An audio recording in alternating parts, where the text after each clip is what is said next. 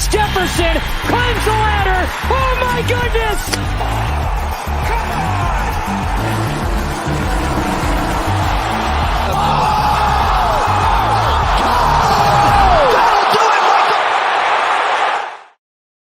Welcome one, welcome all. We have an NFL preseason showdown slate tonight, and it is the third game that the Cleveland Browns are playing, and we get a fun season of Dorian Thompson-Robinson, Kurt. Should be a great slate. I know he's the top projected guy on our site, but first, I do want to bring in our third guest, and our third guest is Bruce, Mr. 50K himself.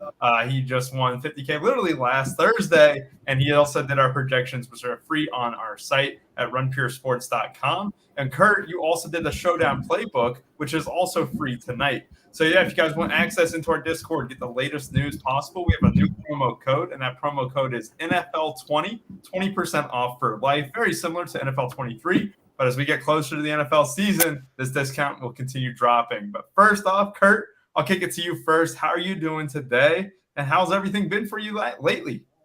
Pretty good. Had a good weekend or a week. Ready to get after another busy weekend. My favorite. I was kind of lonely for the 3 days without NFL. So I'm glad it's back. Ready to get some preseason grind. Didn't end too great. I think I had a loss the last day, but I'm ready to get some money back. I'm ready to get on Bruce's level. You feel me? I know. Everyone wants to be on Bruce's level at this time. And he also helped the last time Bruce was on a show, he gave away the play of the day, Nathan Rourke, who ended up going for over 19 fantasy points. So Nathan Rourke, Bruce watches all these players. I'll tell you what, whether it's coming through in the college football or whether it's CFL, XFL, Bruce, you do a bunch of content for those leagues, and especially the XFL, college football, you're the king. And, it helps to have that eye test pop. And it really became apparent with your play of the day with Nathan Rourke last time you were on the show. But, Bruce, how are you doing this week? Are you ready to repeat maybe 25 stacks tonight? Yeah. Contests look great. Just ready to roll. We got some good under the radar plays, I think. And, I think we're going to smash. And I took a quick glance at Kurt's playbook, and looks fantastic. Yeah, and it'll look even better. We got the cores on the playbook as well, which are free tonight too, which is going to be a great time. But, I can't wait to celebrate. As you know, the classic playbook is behind the paywall. So we'll get back to normal, but tonight's free. Enjoy it. Bask in the freeness of Run Pure Sports. It is Robinhood tonight. We're giving you all the information for free. NFL 20 to get into our Discord, 20% off for life. And Kurt, we have a very good quarterback situation in Cleveland tonight. So we'll go ahead and start with the quarterback position for each team, kind of break it down by position tonight. And I think the top two projected guys with your projections, Bruce. Kurt, talk to me about the quarterback situation in Cleveland, and I'll ask you if you have any interest in Philly's quarterback situation as well. All right, so it's pretty simple with Cleveland. Thompson-Robinson has surpassed Kellen Mond, so they're going to flip-flop now. Those are the only two that will play tonight. They're flip-flopping, though. DTR will get a chance to start, play against some of the better defenses, play with some of the better offensive players as well. But this is a big opportunity for him to kind of steal that backup job from Kellen Mond. So obviously the chalk is going to be DTR. I like him, but I'm going to get a little different. Kellen Mond hasn't looked too bad, and now he gets to go against like the fourth, fifth stringers. So I'm actually going to be captaining him, still playing DTR as a way to get different myself. As far as the Eagles go, it's a little bit tricky situation. I don't know if they're going to play Mariota a quarter, a half, and it's a scary situation there because they do have three quarterbacks. I imagine Ian Book just gets the entire fourth, but there's 3 quarters between Mariota and Tanner McKee that is just we don't know, and it's kind of scary to fade Mariota because he's mobile. If he gets a full half, then I probably will be nuked. But my favorite Eagles quarterback is actually going to be Tanner McKee. He looked good. You know what we have in Mariota. Like I mentioned in the playbook, you know what you have in Mariota. We know Ian Book is trash. Let's see if Tanner McKee can keep building on this camp that he's had. So I feel like they're going to give him the most run tonight, but it's the uncertainty that kind of makes all of them GPP options. Yeah, we also have a question in the chat. We expecting Mariota to play a half tonight. Bruce, I'll lead you off with that. What do you think the Eagles do? And you can also touch upon DTR and the Kellen Mond situation for the Cleveland Browns as well. Yeah, I think that's the toughest question of the evening because, I really think McKee looked great last week. He actually didn't have much time to throw, but when he did, his average depth of target was about 10 yards down the field, which is tops on the slate tonight. So, he does like to take chances, and he was pretty accurate with it as well. So, I think I lean his way just like Kurt does. But yeah, if Mariota gets a half, he could smash. Yeah. He did look good in limited time last week as well. And I hate Ian Book, but he does run a little bit too. So it's a rough situation. I don't know. I don't know how they feel about their quarterback so far through the first couple weeks, but Mariota is the vet, so maybe they feel a little comfortable with him being in that 2 spot, and with teams being able to carry 3 quarterbacks now, as an emergency. They may just give all the time to McKee and Book. I just don't know. Have to look into that a little bit more before the slate locks, but I do like McKee a lot, just like Kurt does. Yeah, I love it. I'm looking at it too. I truly think, just from the outside looking in, I think Mariota obviously is going to be the backup quarterback. He kind of has a similar profile to, Jalen Hurts. Obviously Mariota is several years removed from his Heisman days at Oregon. But, he still brings that little bit of mobility. He started a lot of games last year in Atlanta. And ultimately, I think he's got that number 2 position secure, and keeping him healthy, because they obviously had a good backup last year, behind Hurts, and it was a Minshew, right? And obviously this year you kind of have the same level where Mariota can kind of step in and keep that momentum rolling. And I wouldn't be surprised to see him play kind of similar to last week, maybe 2-3 drives, and then becomes the McKee and Book show. And I think McKee does seem to be in line for the most snaps. I mean, Ian Book was he was a rough watch for New Orleans last year. It was a little bit frustrating at times, and even at Notre Dame, he never really kind of excelled. And I don't like, the uncertainty. Obviously, if he got a whole half, it could be nice, but ultimately it just depends on the playing time. And right now, I just think it'll be mostly McKee. Kurt, do you got anything to add? Yeah, last thing, I knew I misspoke. Joshua Dobbs has that number 2 spot locked down for Cleveland. So it's the third spot that DTR and Kellen Mond are fighting over. And another thing is, with Mariota, apparently he looked good in these joint practices too. So like, you had the great game. I thought he played great for Mariota for backup standards in the first game, and then he had the great joint practice. It's clear that he already has a good grasp of the system. I just don't know why you would want to run him out there a whole half. It's very possible they do, but I mean, what else do you need to see? He's obviously got your system down pat. So that's how I feel. Yeah. So, Kurt, actually, I'll kick it to Bruce real quick. Is your favorite captain one of these Browns quarterbacks? Yeah, it's either that or one of the defenses for sure. I like DTR a lot. I think he's probably going to be the chalkier captain tonight, quite possibly. So I do like him. McKee's kind of sneaky as well. But yeah, I'd lean there, and maybe one of the defenses is my second choice. Yeah, and I will mention DTR last time in the Hall of Fame game, with the certainty of him getting a second half run, almost the entire second half in the Hall of Fame game, he was probably the highest owned player on the slate. That'll be no different with him starting tonight, especially in the showdown format. Kurt, you mentioned that you kind of like Kellen Mond. That seems to be more of an ownership play, right, at the captain spot? Yeah, it's the fact that he's not looked like, he's put up decent stats so far, and now he gets the 4 stringers, and it's just a fact that the ownership thing, and he's not looked that bad. So it's not crazy to think that he can outscore DTR by 1 or 2 points and a fraction of the captain ownership. Yep, and I think the biggest reason why I think you'll see a huge disparity with ownership is just because DTR has a little bit more ability with his legs, and he showed that he was willing to use them in the past couple games as well. But obviously, Kellen Mond, he got there with a touchdown in the Hall of Fame game, and I think he ended up on the winner. I think both quarterbacks were on the winner. I'll have to double check that, but I'm pretty sure they both scored very well, which could definitely be the case tonight. And now we're going to move on to our running back situation here. And like I said, all updates that come through, they'll be posted into our Discord, our Run Pure Sports Discord. NFL 20% off for life gets you into our Discord, as well as access to every single sport that we do content for. That is NFL, golf, MLB, WNBA, anything that you want, you'll get access to. NFL 20% off for life. Let's dive into this running back situation a little bit. Kurt, you mentioned it in the playbook, but really, the running backs are kind of a little bit underwhelming. Just on the showdown slate in general tonight, they haven't really came through a ton for us in the classic slates. What's your feel on the slate tonight? Is it Felton as your number 1? So Felton probably feels like the safest play, but I think Kelly kind of produces a little bit more as far as yards go. I think Kelly has a decent game. So ownership-wise, we won Kelly. Felton much more safer. I don't really mind either of the two. I like them obviously way more than the Philadelphia situation. I think Hassan Hall getting almost all like the late garbage work with slight, maybe a couple, like maybe 10 snaps for Jordan Watkins at most. He just signed 4 days ago. So those are the 4 guys we're looking at. I think I'd probably rank it Kelly, Felton, Hassan Hall, with Hassan Hall being a great GPP play. And then Watkins, I don't trust the snaps there, so he'll be a fade for me. Even in MME, I don't think I'm going to have Watkins. And then All right. are we looking Eagles yet or just Browns? Yeah, you can touch on the Eagles. Definitely touch on the Eagles. I talked about in the playbook and what Sirianni said. He basically said that he let the other 2 guys the night off, and the other 2 guys, it felt like he was saying they would play the other 2 guys that played with set.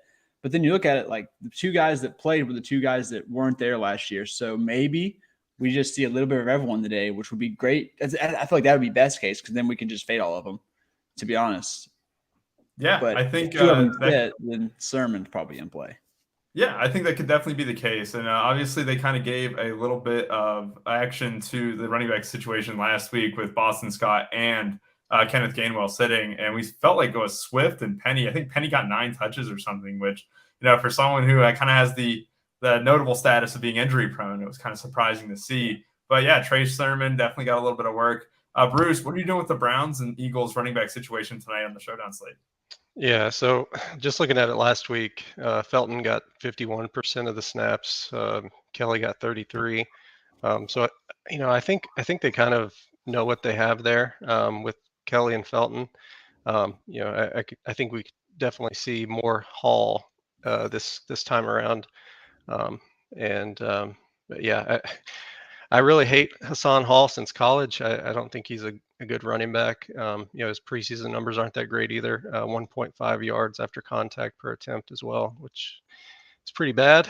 But yeah, he's going to get the time, so it's there.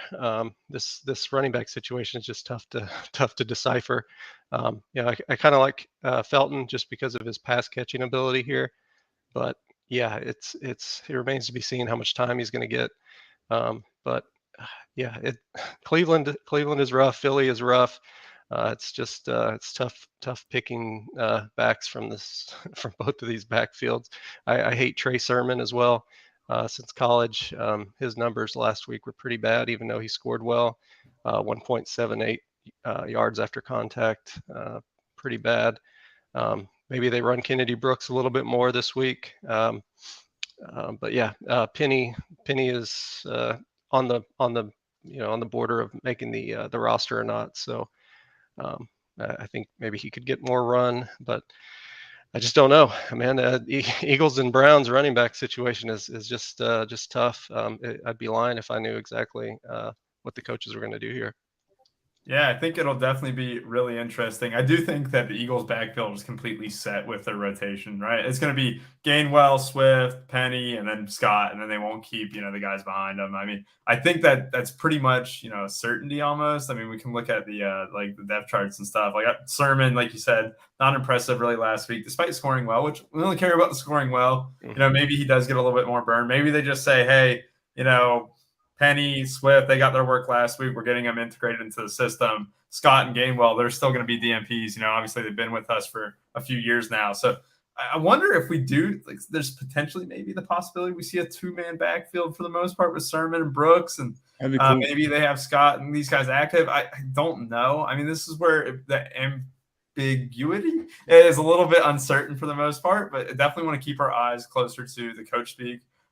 This is definitely a situation that could be very fluid. If we do get word that all 6 guys are active, I mean, it could definitely, like you said, Kurt, we might be able to just completely rule out the Eagles running backs.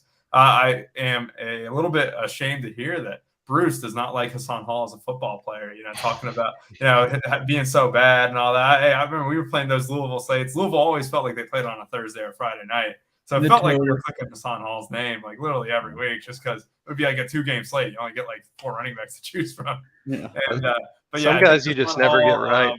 That's me. Yeah. Some guys you just never get right, and it's Hassan Hall for me. I never got him right in college either. Well, it was funny because he did get like a little bit of burn in the Hall of Fame game. I was expecting him to get a lot more burn in the Hall of Fame game. Had 1 big carry. I got it inside the 10 before they threw it to Felton for the touchdown. But that ended up being like the difference maker in that Hall of Fame game. As someone who was heavy on Hall, I do like the fact that, we talk about, being able to be chalky a little bit in the Discord. You can be chalky, just make one play. Hall is probably not going to be above 15, 20% out. It seems like these running backs in general come in at lower ownership. And even Jordan Mason last week, I think he was like 29%. That was a Sunday slate, of course, wasn't an Island Showdown game. But these running backs aren't really getting a ton of ownership, and rightfully so. We're going to see the quarterbacks with a heavy concentration of ownership. We're going to see the defenses.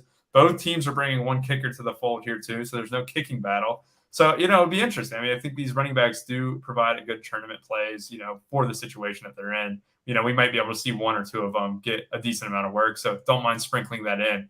I do want to move over to the wide receiver situation here. So the Eagles and the Browns even, this is not the worst wide receiver rotation that we have. Like, obviously, we have a little bit of, talent issue with, some of these guys who I'm not huge fans of. Like, Cedric Tillman's coming out a little bit slow, but I did think he was the better between the two, between him and Hyatt for the NFL. So I'm wondering if he starts to pick it up. But we also got our boy Joseph Ngata, who played the entire game last game. I think he caught a touchdown that ended up being called back as well, if I recall right. I think it was OPI that got him there. Bruce, I'll kick it to you here first. You were a big Ngata fan last week. I think we just ran bad with the penalty. And, obviously he would have caught the touchdown without the OPI, I just assume. Yeah, he got 80% of the snaps last week, which is pretty crazy for preseason. And saw 3 targets, about 13 yards down the field on average. So, yeah, he's definitely in play today. I think, he's going to be playing on the outside. He's just a big play guy.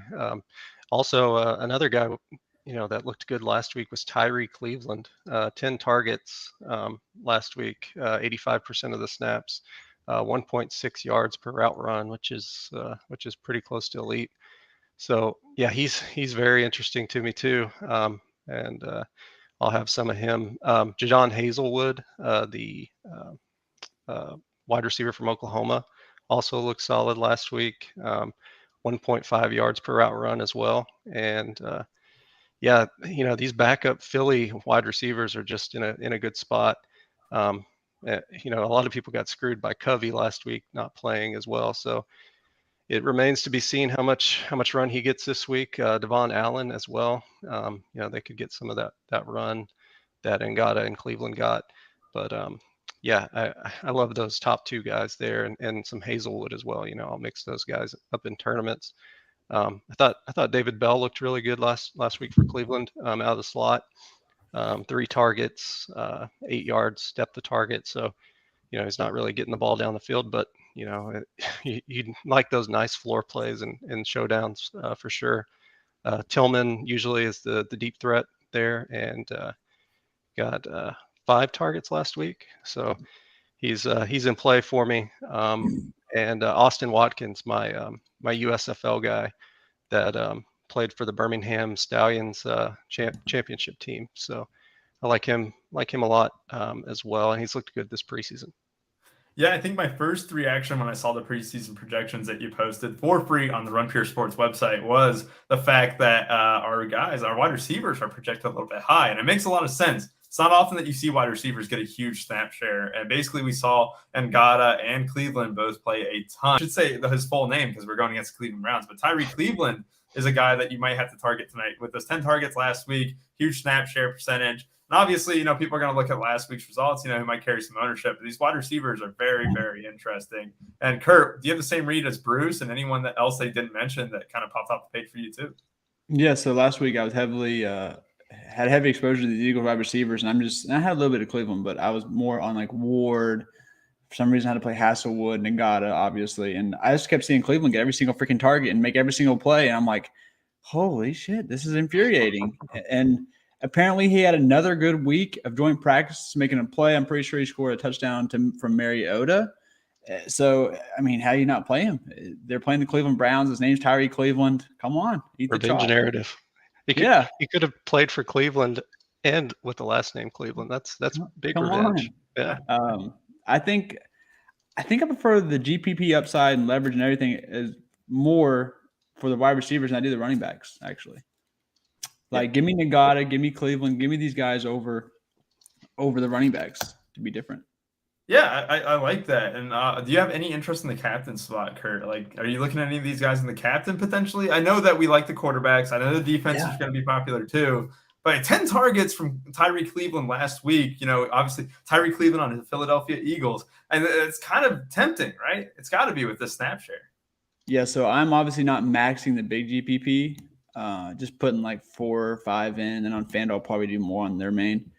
But I will be captaining probably Nagata and Tillman and 2 of the 4 because I just need to do something wild in that big GPP, and so those will be the 2 I will captain. So yeah, I'm not saying he's a Gator. Screw. That's why I didn't play much Cleveland last week. I was like, oh, that's the Florida guy. He can go beep himself. Oh my. Bruce, any interest in the captain spot from a guy like Tyree Cleveland or Ngata or even Tillman, like Kurt said? Yeah, I do have interest in Tillman and Bell and Watkins. I think those 3 guys are my my tournament captains. Yeah, I was so hyped on Bell coming into the season. I would like to see him have a good game. I think that's what. Oh man, I love a lot of these receivers. And the thing about I want to play Greg Ward, but man, he's been there 7 years, man. He's been doing this preseason thing for 7 years, and I had some Hasselwood. So I know once Ward got his cramps or something, Hasselwood came in, and finally I was like, okay, I got some Hasselwood points. So maybe the narrative is Ward's been there forever, and Hasselwood will get more of those. Hasselwood looks like a tight end. Was he a tight end in college, Bruce? He had to be for Oklahoma. Hasselwood, I think he's a tight end now. I think they moved him to tight end, but he's gaining weight or something. Yeah, that boy he's big, a big dude. Yeah. So he's just doing that hybrid slot tight end role, kind of like what Dalton Kincaid's doing for Buffalo. So yeah, I like him. I think I want to be. God, I might take Ward out of the pool, and that hurts, man. That hurts so bad because I loved him at all preseason. But what else do you need to see from like that? And yeah, I don't know. I love the receivers narrative. There you go. There you go. Yeah, it'd be perfect. I'm looking at the projections right now. Obviously, David Bell was a huge producer for Purdue when he was in college. You also have guys like I do like the Austin Watkins call too. I've kind of didn't. Oh my God, he looks like a freak, dude. Like he's like looks like a physical specimen. That guy's so good. Yeah, it's kind of. I was surprised. Like I said, like I can't wait to kind of put these into Saber and start grinding a little bit with these exposures. It's going to be really easy to stack with the quarterbacks you want when you're on the Cleveland side of the ball. But the Eagles, like, might not have to even stack them, but it could be smart to do so with like McKee, maybe, kind of get in that tournament correlation a little bit. We'll go ahead and move on to the tight ends. Obviously, tight ends have the lowest floor in preseason with the splitting of snaps, a little more emphasis on blocking for the tight ends. And obviously, we want to see what talent the wide receivers have. So like it seems like, these tight ends, especially on the Eagles side, is like, I'll just cross them off. Cleveland Browns, though, I mean, I kind of saw it during the Hall of Fame game a little bit, but a guy like Greeny kind of popped off the page a little bit. Mitchell Payton, too. Do we have any interest in either a team's tight ends? And maybe on the Brown side. Kurt, you're shaking your head yes. I think so. I mean, there's been 2 games so far. Greeny's had 4 targets each game, and Mitchell Patton has had 4 targets and 5 targets. So, I mean, 9 and 8 targets the past 2 games. Large field GPP, like maybe you don't play a defense. Maybe you take one of these tight ends and hope they get you like 7 points and the defense gets like 5. It's a way to get different there. Or instead of one of the receivers or running backs, you say, okay, I'm going to play chalk, all kickers, 2 quarterbacks, all defenses, and then I'm going to play not 2 quarterbacks, one of the quarterbacks, and then I'll play like a Patton or like I like Greeny more. So Greeny, that's a way he'll be like one of the lowest owned positional players because it'll be the receivers, running backs, and then probably the tight ends will probably be the lowest. So that's a way to get different, I think. Yeah, Bruce, touch me on these tight ends a little bit. Yeah, I think Mitchell Payton is probably the pass catcher of the 3 that should get action between Forrestall, the former Alabama guy, and then Greeny. Forrestall actually looked good last week. I thought he didn't play the first game, but he played last week, and I thought he looked really good. And Mitchell Payton, I think he ran a route on 80% of his snaps, somewhere around there. So yeah, I think he's probably the guy I want to target if I'm playing a tight end. And Greeny, he has a good floor with the targets that Kurt mentioned there. And a sneaky guy would be Forrestall, who he did really well at Alabama when he got the time. Yeah, those Alabama tight ends always bring the frustration because it feels like they would only get 3 or 4 targets. They'd always be really low price on Showdown, and then they'd always pop up with a touchdown. I mean, our guy, you played him, Cam Latu. He plays for the 49ers now. Yep. Obviously, Latu is a big-time target, occasionally in the red zone for Alabama. So I know he took over the position from one of those talented tight ends for Bama. I can't remember his name. Bruce, help me out here. Who did he take the position from? Man, it's the guy that was at Texas last year. Yeah. I can't. His name escapes me right now, but yeah, I know who you're talking about. Well, we can go ahead and move on to kickers. Obviously, we just want to emphasize there's no kicking battle going on for either team. It is Cade York for the Cleveland Browns and Jake Elliott for the Philadelphia Eagles. Cade York obviously missed a field goal in the Hall of Fame game. That tilts me pretty bad. First kick, I think it was 50 yards, might have been 48 yards or something like that. But obviously, we don't have to concern ourselves with the kicking battle. Both these kickers are solid plays in the preseason format. There it is. He finally said Kenny Wayne with us. Billingsley, baby. Jaleel Billingsley. There it is. Oh, God. Jaleel Billingsley. Oh, I hate that guy. Yep. I knew someone would come in and give me that. But yeah, but both kickers tonight are both very solid plays. Like if they kick 2 field goals, all of a sudden they might be at 7-8 fantasy points. That is more than a good enough score here in preseason, especially in those kind of, I wouldn't say like just cash games or anything like that, but if you're looking for a higher floor than most, I mean, you might as well take the kicker that's playing the whole game. Right. But these wide receiver snap shares do make things a little bit interesting. Kurt, I'll kick it to you here about the defenses and kickers. Any interest in the captain for either position? And in me, I will, but in my handbills, I'm probably not going to captain any this week. I think the quarterbacks and maybe get crazy with the wide receivers just better. But the kickers, if you have a narrative, if you come down to it, you're like, I don't want to play with the kickers, I want to pick one. The narrative I will be going in that situation is so there's no battle, but Gabe York, obviously, they need to see him. Like he's got to start making some clutch kicks. So instead of battling someone else, battling it, and maybe a situation where you might go for it in the preseason, you'll tend to kick it because you want to see what you can get out of Gabe York. Where Jake Elliott, I mean, he's pretty solid. Like Sirianni will probably just end up going for those type of situations. So there's the narrative on if you had to pick a kicker, I'd lean Gabe York. Not Gabe York. I'm sorry, Cade York. Gabe York's the basketball player. And Bruce, touch on if you have a preference on the kickers, and you obviously mentioned the defenses might be of interest to you for the captain spot tonight, right? Yeah, definitely lean defense here. Just because I've seen Kellen Mond and I've seen DTR play quarterback enough to know that they like throwing it to the other team. So I think that could be a little sneaky if you play DTR and maybe play the opposing defense. Not a lot of people will do that, but you can get that Mond interception in the second half that can carry you there for sure. But I like both kickers. Both have range and both pretty accurate. So I won't captain them most likely, but I'll probably have some 2 defense, 2 kicker lineups. Sometimes that game script works out for you. Yeah, I mean, it almost worked out. I mean, what was it? Greg the Leg for the New York Jets in the Hall of Fame game was just bashing in field goals left and right. I think his captain even almost won there. So obviously there's value in the kickers. You have them projected probably about like 5th and 6th and 7th highest, I think, on the site. And again, Bruce's projections are free. You talk about someone who's literally watched almost every single one of these players, whether they were in college, XFL, anything. He watches the games, he does the projections, and they have worked so far, and they will continue to work.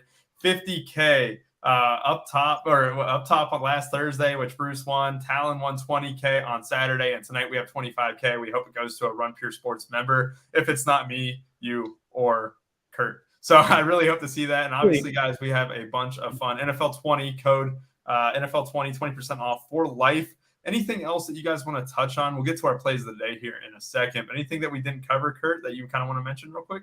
No, but that $10 25K to first is calling my name. It's calling your name because it wants you to win 25K tonight. When it's $10, it's just like, oh man, not 15, only 10. That's tasty.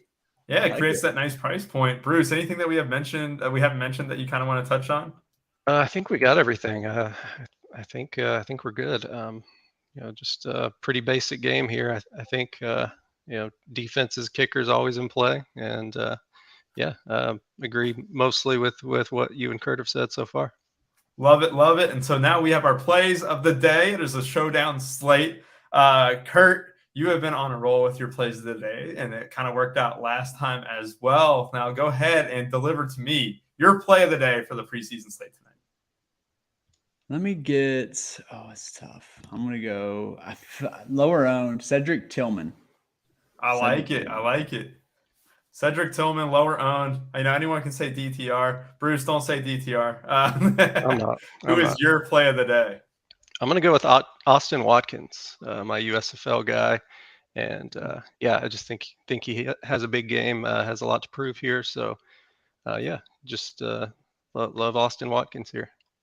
I love it. I love it. So we have Tillman, Watkins, and I wanted to say DTR really bad. I just didn't want you guys to steal it. But no, we're not about that. We're not taking the low-hanging fruit. That would never be the thing that Rubio ever does. Why not make it, 2 wide receivers, and why not give another skilled position on top of it? I really, really, really think that these running backs kind of get a little bit of burn for the Philadelphia Eagles. Obviously, this could change. That's why you got to get in the Discord. I think the Eagles kind of run out these last 2 guys on their depth chart. I think it is a Trey Sermon slate. I'm going to play him off a little over the field, I would say. I'd probably be about 20%. Hopefully he goes unowned. But we have Cedric Tillman, Trey Sermon, and Bruce's guy, Austin Watkins. And I do want to answer this question off topic. The best ball rankings posted anywhere in order. Yes, we do have best ball content on the site. It is in that best ball cheat sheet. If you do need a just straight rankings guide, let me know here on Twitter. You can also add me in the Discord too, and I can get you JSU's ranks. We made a sheet like that, and we'll also have Meg and my rankings as well for best ball. Again, this is Kurt, Bruce, and I. We hope you guys have a great rest of your day, and I hope to see one of you come back with 25K.